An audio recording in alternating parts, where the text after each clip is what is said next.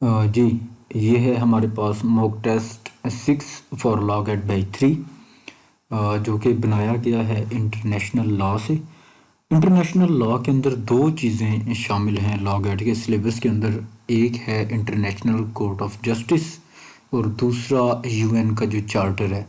तो ये दो चीज़ें शामिल हैं। 5 नंबर के एमसीक्यूज़ पूछे जाएंगे इनसे, तो ये टेस्ट उसी का हिस्सा है।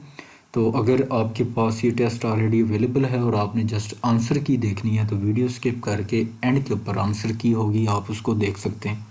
शुरू करते हैं इसको। क्वेश्चन नंबर 1 हमारे पास है, which of the following have been accepted by ICJ as source of international law based on general principles of law recognised by civilised nations. तो ये जी जो प्रिंसिपल है रेस जुडिकाटा और प्रिंसिपल ऑफ इंडेमनिटी, इन दोनों को ही एक्सेप्ट किया जाता है। क्वेश्चन नंबर 1 का दुरुस्त ऑप्शन है ऑप्शन डी। क्वेश्चन नंबर 2 है जी हमारे पास, which one of the following is not a source of international law.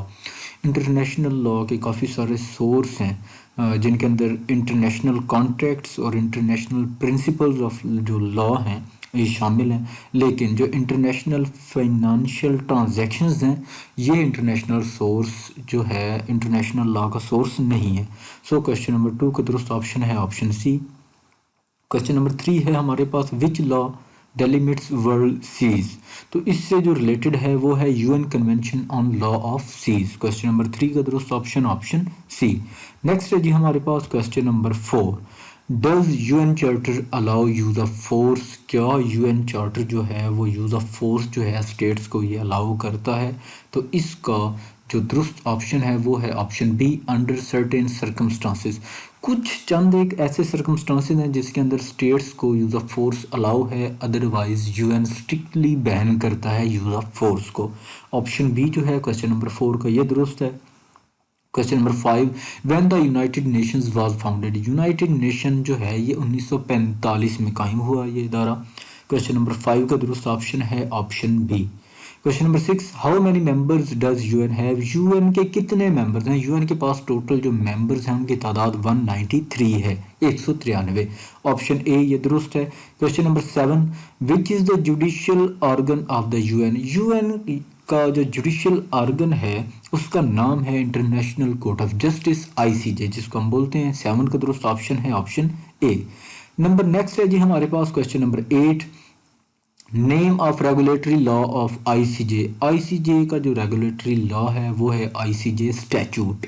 So question number 8 का दुरुस्त ऑप्शन है option A. Question number 9, international law consists of. International law जो है ये मल्टीपल लॉज के कलेक्शन है। क्वेश्चन नंबर 9 का दुरुस्त ऑप्शन है ऑप्शन बी। क्वेश्चन नंबर 10 है हमारे पास, which international law defines state. State को कौन सा इंटरनेशनल लॉ जो है वो डिफाइन कर रहा है। तो ये है एक Montevideo convention on rights and duties of states.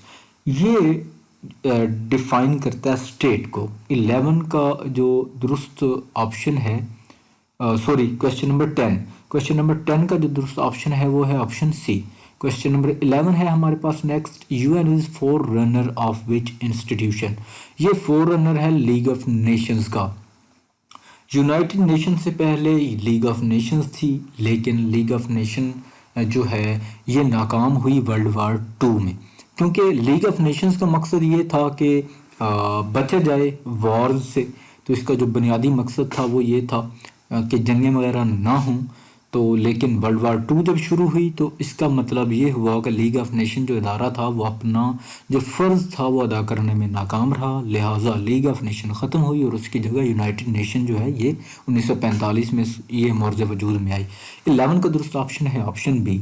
Number next है जी हमारे पास question number 12 sorry, who is currently serving as Secretary General of United Nations. UN का जो करंट सेक्रेटरी जनरल है वो है एंटोनियो गुतेरेस। 12 का दुरुस्त option option A. Question number 13 है हमारे पास, asylum is recognised in international law as right. Asylum जो है ये एज अ राइट इसको रिकग्नाइज किया जाता है। अजाइलम जो सीकर्स हैं उनका ये राइट है कि अगर उनकी जान को ख़तरा है तो वो किसी दूसरे कंट्री के अंदर जाके अजाइलम जो है अप्लाई करें और वो कंट्री उनको अजाइलम प्रोवाइड करेगी as a matter of right. 13 का दुरुस्त ऑप्शन है option C. Question number 14, extradition of criminals is made after. Extradition जो है क्रिमिनल्स की ये स्टेट्स के माबैन होती हैं, बिल्कुल इनके तबादले जो हैं होते हैं आफ्टर साइनिंग अ ट्रीटी। ये ट्रीटी साइन होने के बाद ही फिर इनका जो एक्स्ट्राडिशन है वो किया जाता है। क्वेश्चन नंबर 14 का दुरुस्त ऑप्शन है option A. 15 question, headquarters of UN General Assembly lies in. जो हेडक्वार्टर है यूएन जनरल असेंबली का ये न्यूयॉर्क के अंदर है। क्वेश्चन नंबर 15 का दुरुस्त ऑप्शन है ऑप्शन बी। नंबर नेक्स्ट है जी हमारे पास question number 16, headquarters of ICJ lies in. International court of justice का जो हेडक्वार्टर है या जो प्रिंसिपल सीट जिसको हम बोलते हैं ये है द हेग के अंदर, द हेग।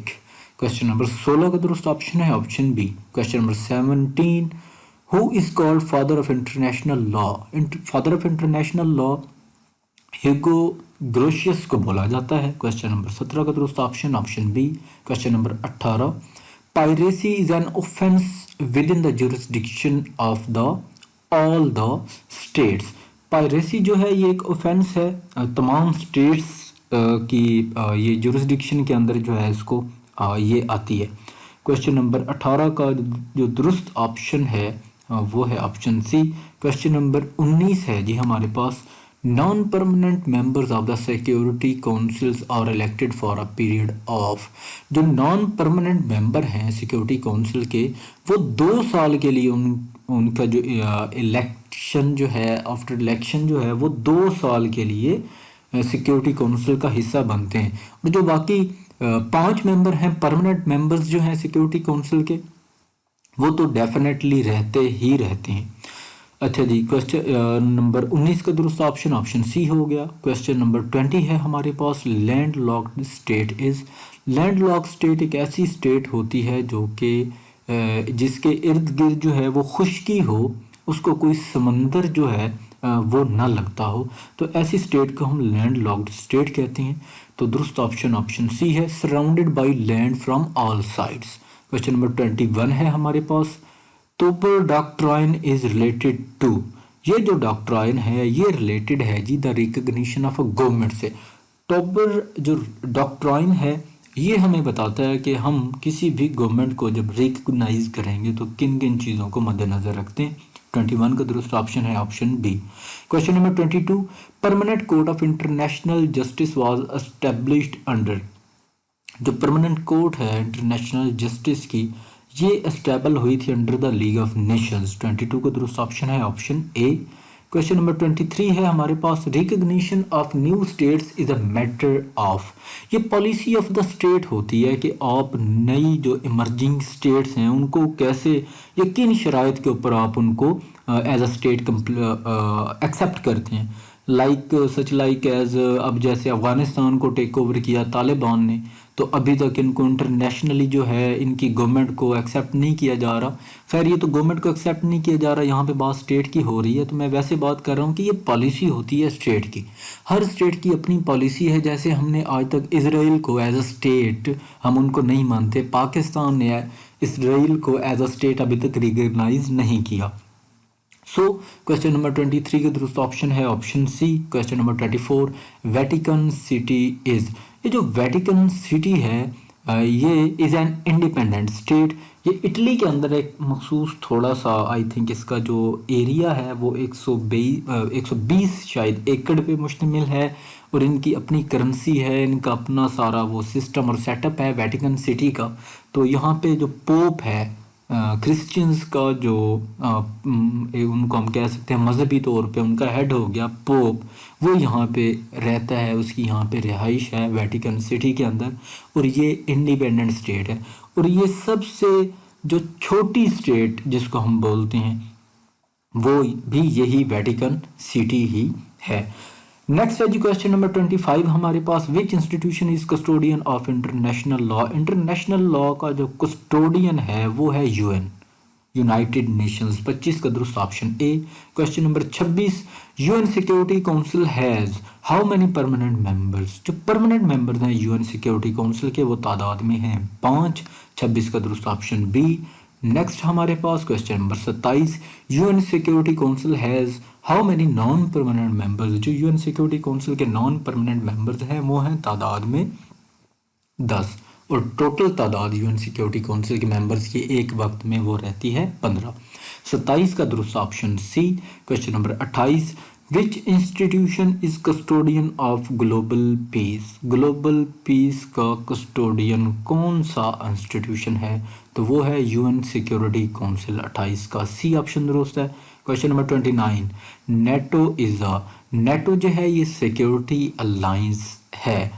29 का दुरुस्त ऑप्शन है option B. Question number 30, under what pretext international law allows use of force, international law जो है किस सूरत हाल के अंदर यूज़ ऑफ फोर्स को अलाउ करता है, तो ये सिर्फ एक ही सूरत है और वो है इन सेल्फ डिफेंस। 30 का दुरुस्त ऑप्शन है ऑप्शन सी। इसके अलावा इंटरनेशनल लॉ स्टेट्स को यूज़ ऑफ फोर्स की किसी भी सूरत में इजाज़त नहीं देता, लेकिन बदकिस्मती जो है वो ये है कि यूनाइटेड नेशंस को या जो ये इंटरनेशनल लॉ है इनकी वायलेशन बड़े स्टेट करते हैं, such like as USA, Russia, China, ये बड़े स्टेट्स हैं, ये मेंबर्स हैं सिक्योरिटी काउंसिल के परमानेंट। तो कोई फ़र्क जो है इन स्टेट्स को नहीं पड़ता और ना ही यूएन के पास कोई सच एज ऐसी पावर है कि वो इनसे अपने जो अहकामात हैं उनको मनवा सके, जो भी इनका दिल करता है ये कर गुजरते हैं। खैर वो एक अलग बहस है। क्वेश्चन नंबर 31 है हमारे पास, which law governs international contracts, international contracts को लॉ ऑफ ट्रेडीज जो है ये गवर्न करता है। 31 का दुरुस्त option option A. 32, international law is, international law जो है ये पार्शली कोडिफाइड है। 32 का दुरुस्त option option B. 33, ICJ is successor institution of, ICJ जो है ये सक्सेसर इंस्टीट्यूशन है permanent court of international justice का। ऑप्शन बी जो है ये दुरुस्त है 33 का। 34, which country contributes the most UN, तो सबसे ज़्यादा जो कंट्री कंट्रीब्यूट करती है यूनाइटेड नेशंस के अंदर तो वो है यूएसए, और यही वजह है कि ये लोग मनमानियाँ करते हैं और कोई इनका कुछ नहीं बिगाड़ पाता। 34 का दुरुस्त ऑप्शन है option C. Number next 35, permanent court of international justice was established in, जो permanent court of international justice थी इसका क़याम जो है ये 1922 में अमल में लाया गया था। 35 का दुरुस्त ऑप्शन है option B. 36, which article of the statute of ICJ deals with the sources of international law, ICJ का कौन स्टैट्यूट का कौन सा आर्टिकल है जो कि सोर्सेज ऑफ इंटरनेशनल लॉ को बताता है कि कौन कौन से सोर्सेज हैं।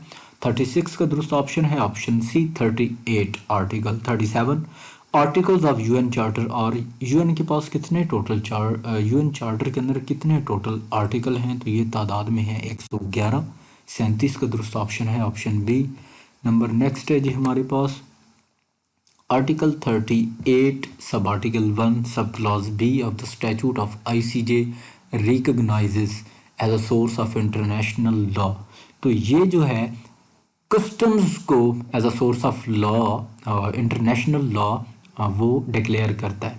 38 का दुरुस्त ऑप्शन है option B. Question number 39, international law is not a true law, it is only positive morality, it is defined by, ये जो तारीफ थे ये की थी ऑस्टिन ने। ऑप्शन सी ये दुरुस्त है। 40 का क्वेश्चन नंबर 40 का 39 का दुरुस्त ऑप्शन सी। क्वेश्चन नंबर 40 है अब हमारे पास, international law is a weak law was the view of, international law एक वीक लॉ है, ये किसने कहा था, ये कहा था जी स्टार्क ने। उसकी वजह ये थी जो उसने बयान की थी कि इंटरनेशनल लॉ इसलिए वीक लॉ है क्योंकि इनके पास कोई ऐसी अथॉरिटी नहीं है जो इनके डिसीजंस को, इनकी पॉलिसीज़ को इम्प्लीमेंट करवा सके। इम्प्लीमेंटिंग जो अथॉरिटी है वो इंटरनेशनल लॉ में नहीं है। कोई ऐसा इंस्टीट्यूशन नहीं है जो स्टेट्स को बाउंड कर सके कि जी ये फ़ैसला है या ये इंटरनेशनल लॉ है और आप उनको जज़ा व सज़ा कर सके। बाकी चल रहा है तो ऐसा ही है, तो इसलिए ये इसका जो पॉइंट ऑफ व्यू था, इस वजह से उसने कहा था स्टार्क ने। 40 का दुरुस्त option option D. Question number 41, UN charter begins bye proclaiming, UN charter जो है इन अल्फाज के साथ अपनी जो है वो अपना आगाज़ करता है we the people of United Nations. 41 का दुरुस्त option option A. Number next है जी हमारे पास question number 42। How many sources of international law have been listed in Article 31, sub-article 38, Article 38, sub-article 1, of the Statute of International Court of Justice। कितने किस्म के sources हैं जिनको इंटरनेशनल लॉ के सोर्सेज मतलब कहता है आर्टिकल 38 सब आर्टिकल 1 स्टैचूट ICJ का। तो ये हैं जी तादाद में 4। ए दुरुस्त ऑप्शन ए। Question number 43। जजेस ऑफ द ICJ और ये जो जजेस हैं ICJ के जी, जो जजेस हैं ICJ के ये कैसे इलेक्ट होते हैं? तो इनको इलेक्ट करती है जनरल असेंबली और सिक्योरिटी काउंसिल। इसके अंदर जस्ट काबिलियत देखी जाती है, ना कि आपकी जो नेशनैलिटी है वो। नेशनैलिटी को बिल्कुल मद्देनज़र नहीं रखा जाता, जस्ट काबिल लोगों को तलाश किया जाता है और उनको फिर जनरल असेंबली और सिक्योरिटी काउंसिल अपनी वोटिंग के ज़रिए से उनको इलेक्ट करती है। सो 43 का जो दुरुस्त ऑप्शन हमारे पास है वो है ऑप्शन बी। Question number 44।